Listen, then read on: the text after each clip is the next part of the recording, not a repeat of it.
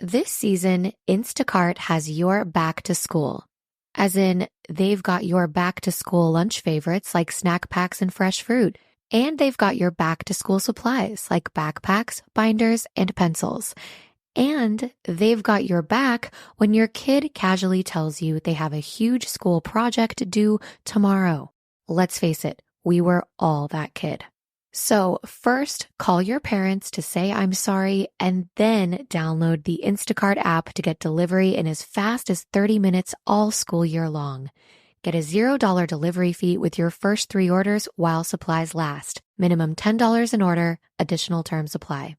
Dealing with mental health can be hard, but United Healthcare can help make getting care easier. With Mental Health Complete Plus, provided by Teladoc Health. Unlimited virtual sessions for only $59.99 a month. Visit mentalhealthcomplete.com to learn more.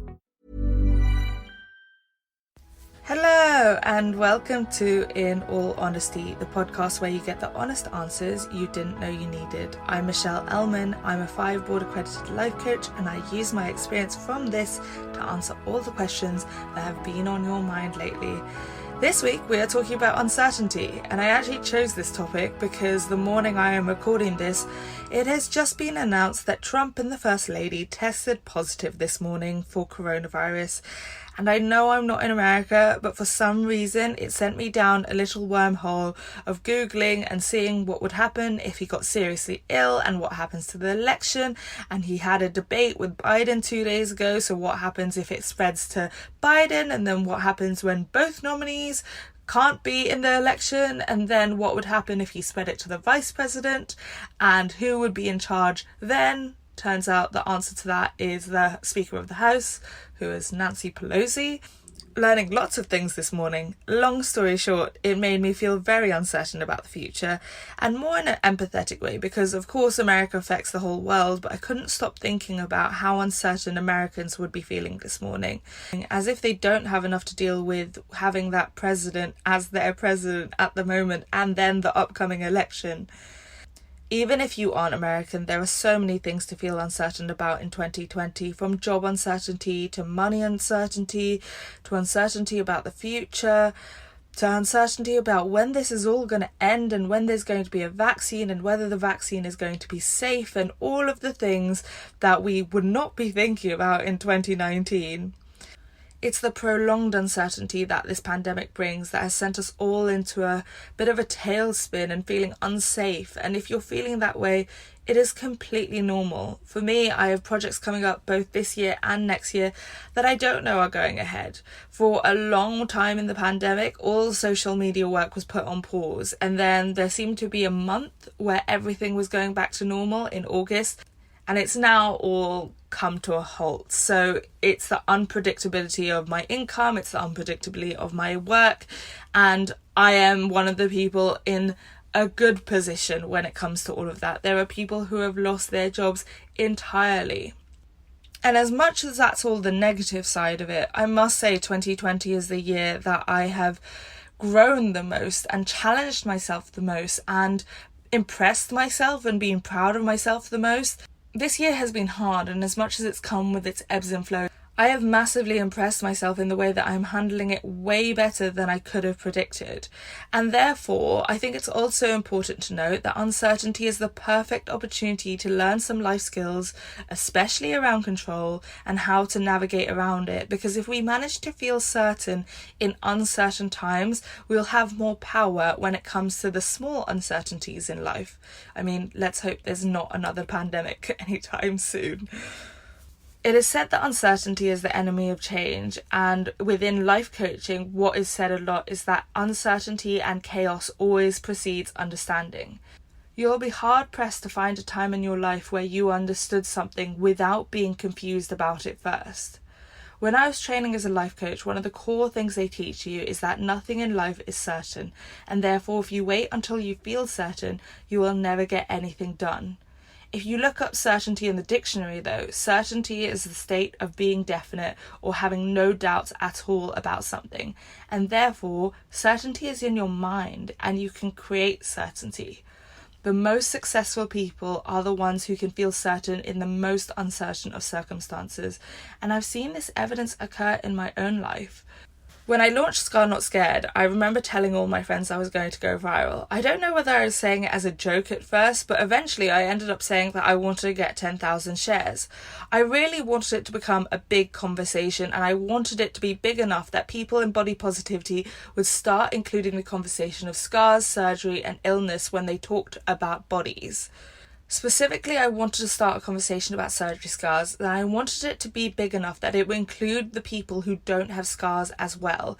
Because every person who has a scar has a story about someone body shaming them without a scar. So in order to create change, we needed to include everyone. And if you want to reach everyone, then the post needs to go viral. And so that's what I was talking about. I believed in it. I truly believed it was an important conversation that needed to be included, and that there were people out there who needed this conversation themselves because of their own scars.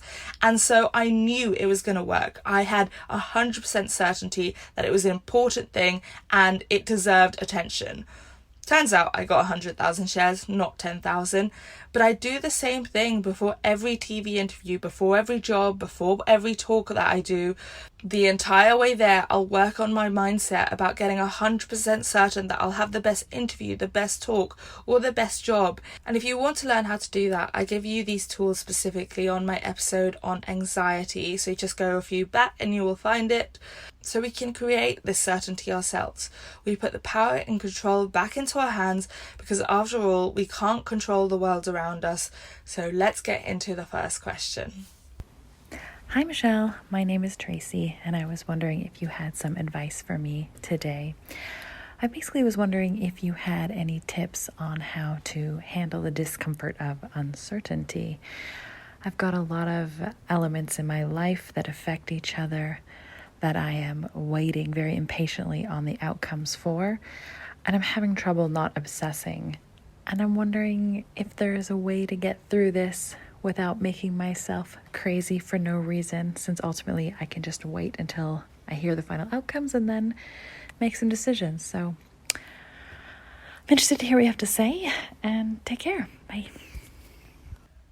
Hey Tracy, thank you so much for your question. I totally relate. I am quite an impatient person, and so I hate that phase of waiting and being unsure, and it really makes you want to fast forward life, so you can just know either way. But we can't fast forward life, and to be honest, I'm also very cautious about wishing my time away like that. So instead, what you can do is create your own certainty in the uncertainty. Within coaching, we call this acting as if. Outside of coaching, children call this pretending. Act as if you already have the answer you want. How would you be acting right now, and what would you be doing? What would you be saying if you knew it was going to happen and it was just a matter of time? My friend Amalia Lee, who I highly recommend following on Instagram, talks about how it's like placing an Amazon order. When you place the order, you don't check the door every day. You know it's on your way even though it hasn't arrived. Imagine what you've asked for is also on its way.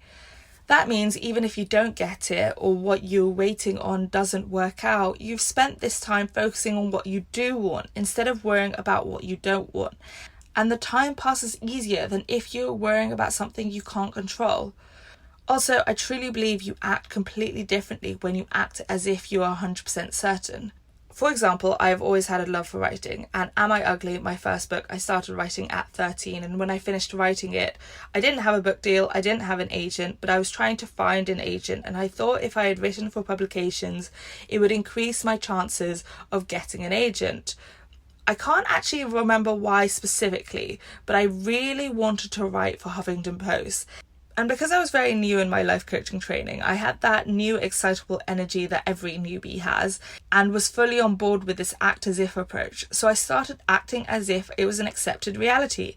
And almost like magic, this random idea popped in my mind to email Arianna Huffington herself.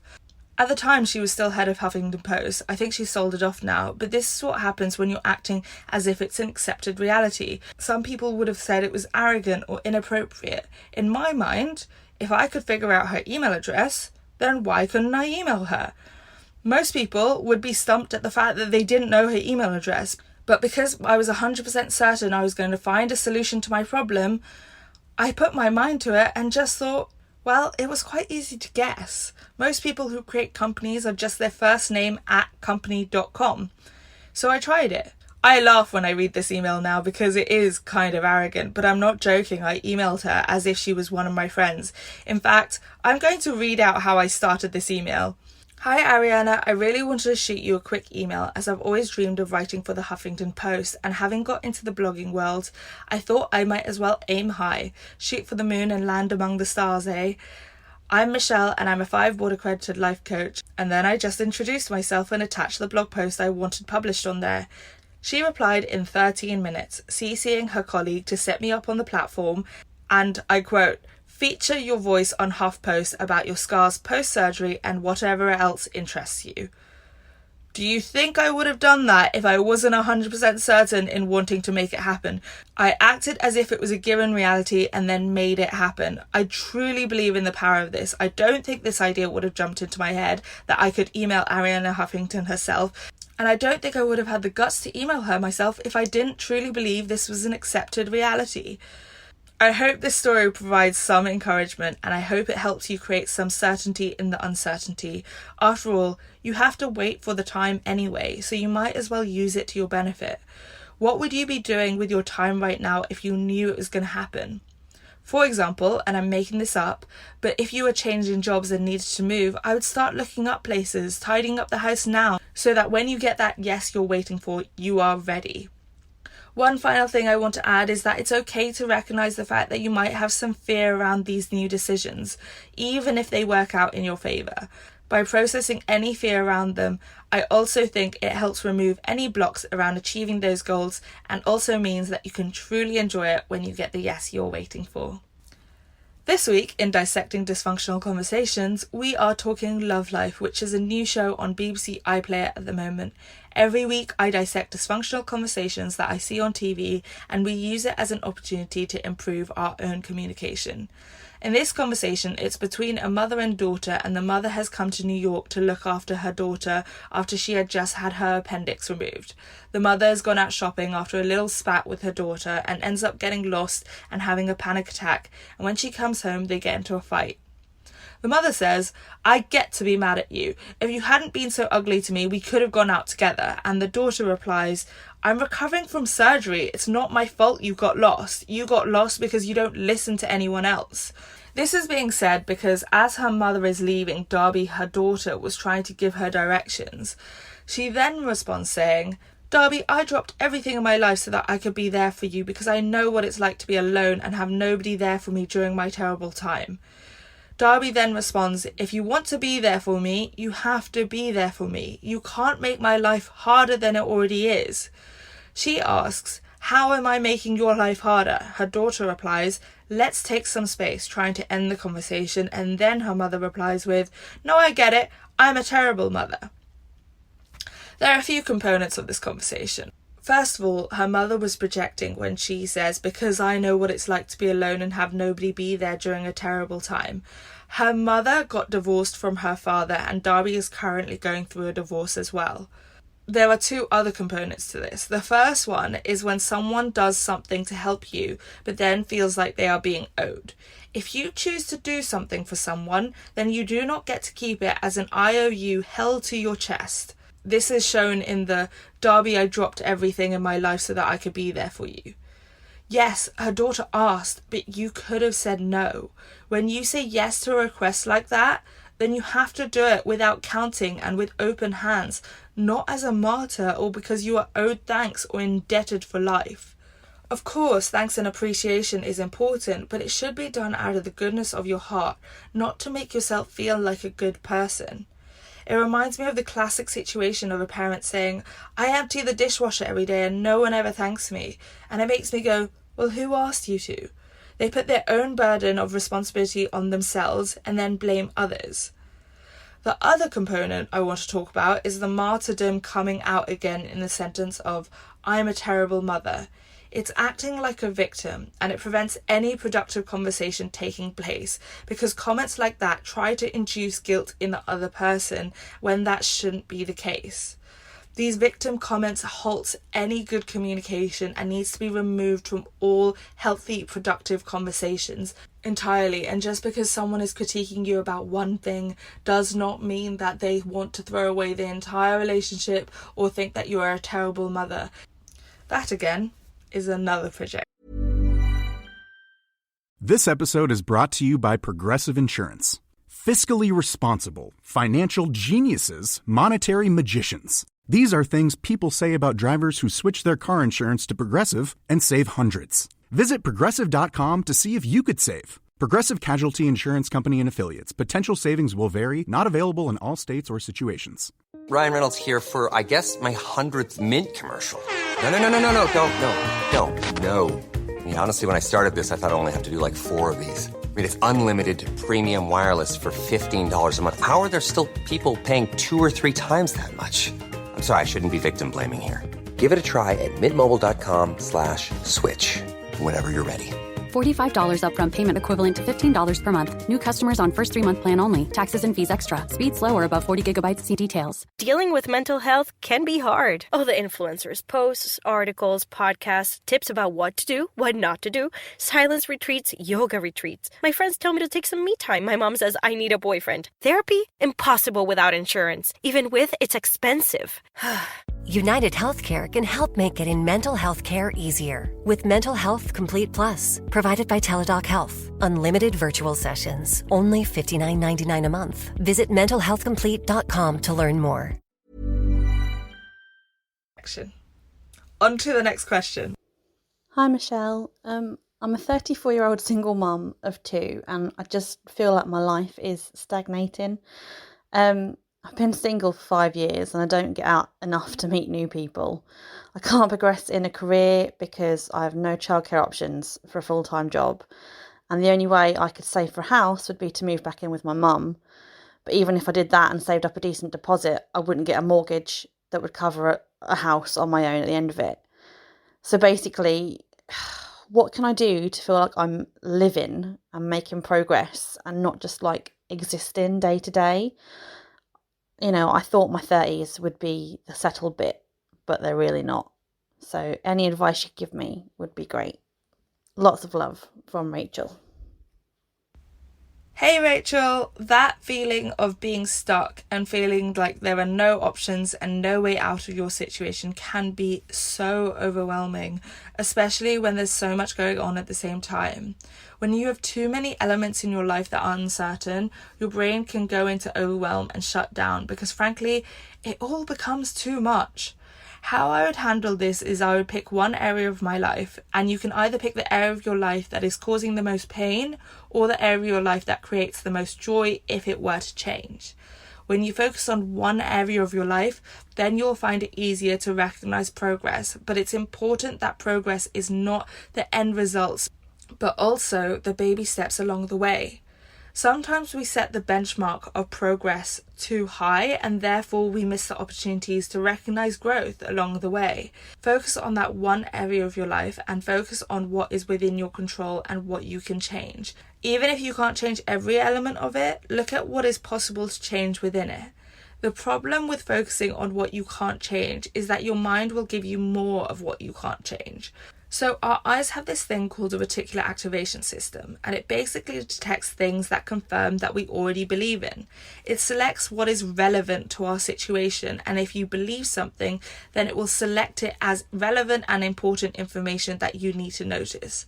So if you think there are no options, then it will focus on that. And it will completely ignore the times when opportunities are arising or things are improving. Imagine a person who believes that no one finds them attractive. If you've known a person like this, you'll know how many times you have to be like, what are you doing? That person is flirting with you right there. How are you not noticing that? And they're like, no, what are you talking about? I don't see it. They actually literally do not see it because of the reticular activation system deems those cues as unimportant because they don't align with their already existing belief.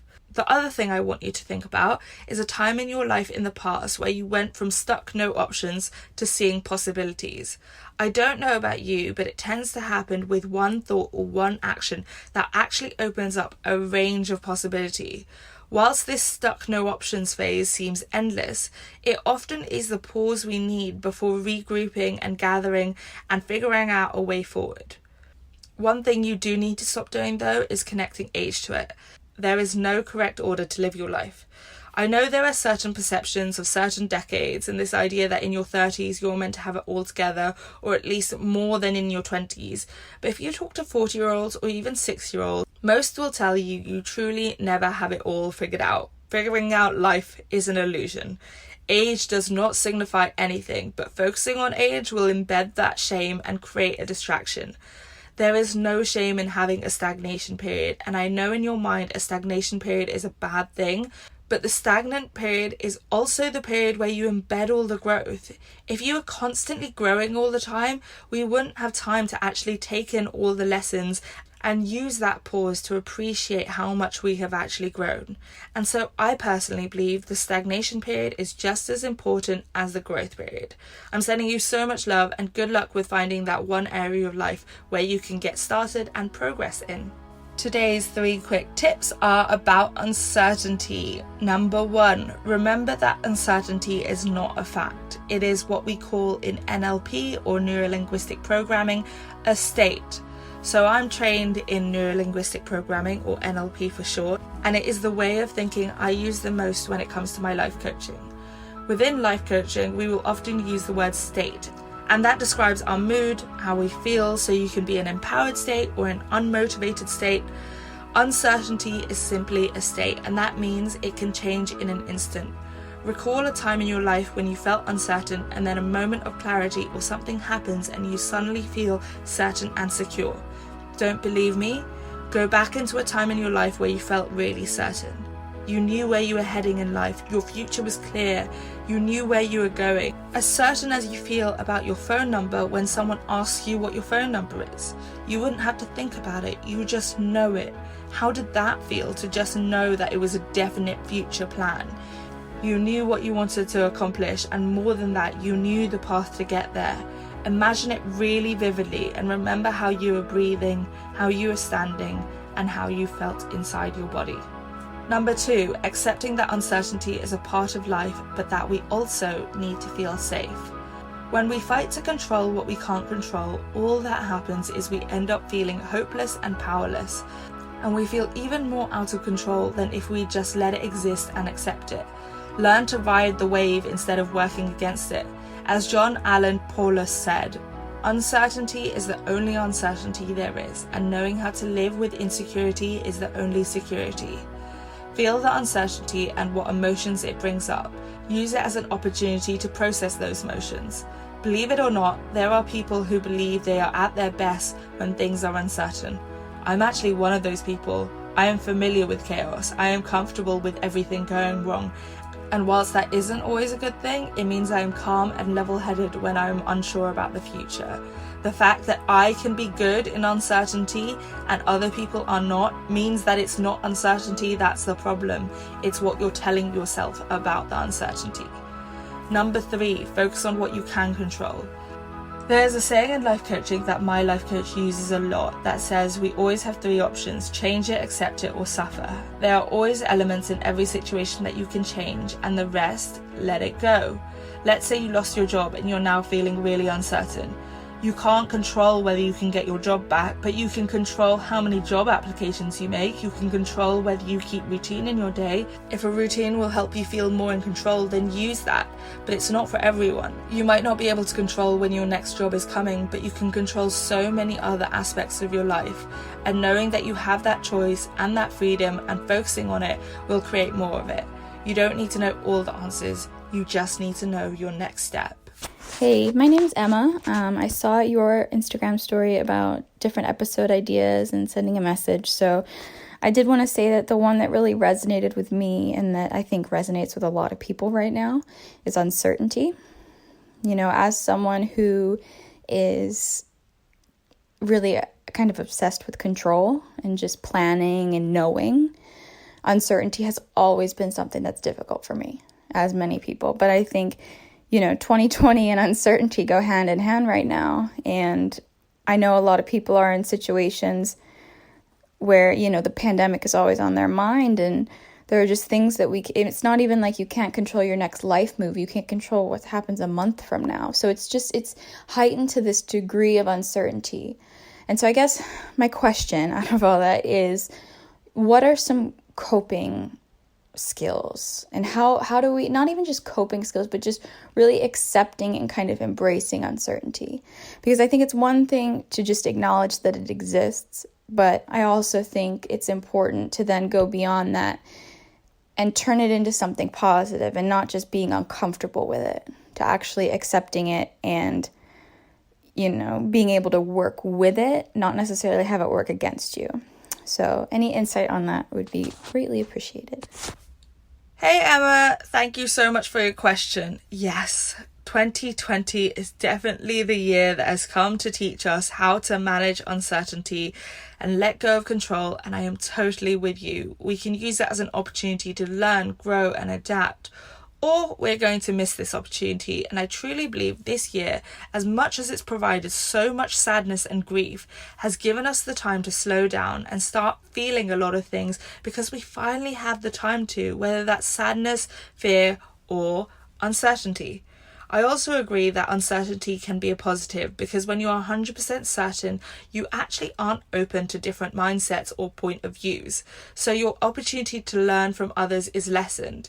It's actually really hard as a life coach when someone walks into your office and is 100% certain, because that means they are 100% certain about their problems and why they have their problems, and therefore you have to work even harder to shift their mindset.